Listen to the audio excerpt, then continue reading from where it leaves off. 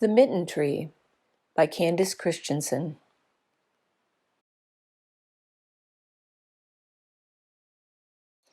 At the end of a long lane, in a tidy little house, old Sarah lived alone. Her children had grown up and moved away, but Sarah still remembered the mornings when she walked with them to the big blue spruce tree where they waited for the school bus. Now each morning she opened her shutters and watched for new children to arrive.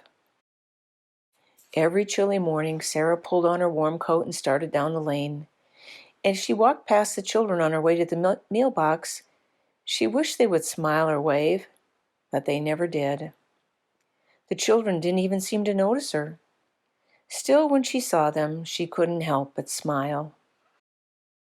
One winter morning, after the first snow had fallen, all the children were making snowmen and throwing snowballs.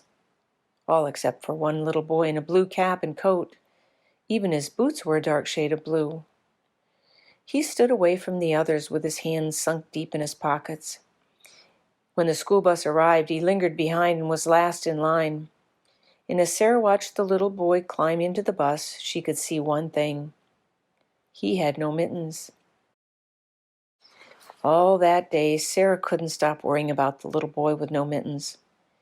Late in the afternoon, as the sky grew dark, Sarah dug through the basket of yarn scraps she had saved for many years. She found her needles and 4 shades of blue wool. Then Sarah began to knit.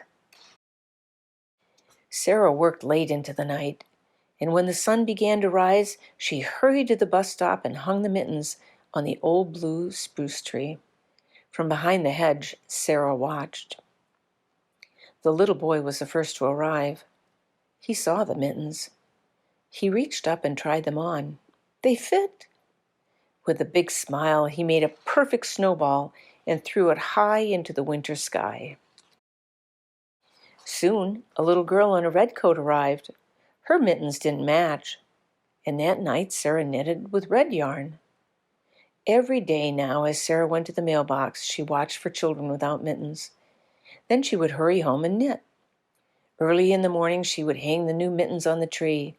The children loved the game.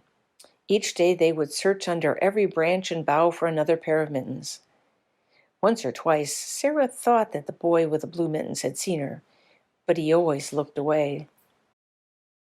Night after night, Sarah knitted mittens in every color. Some had stripes, some had hearts, some even had little snowflakes all over them.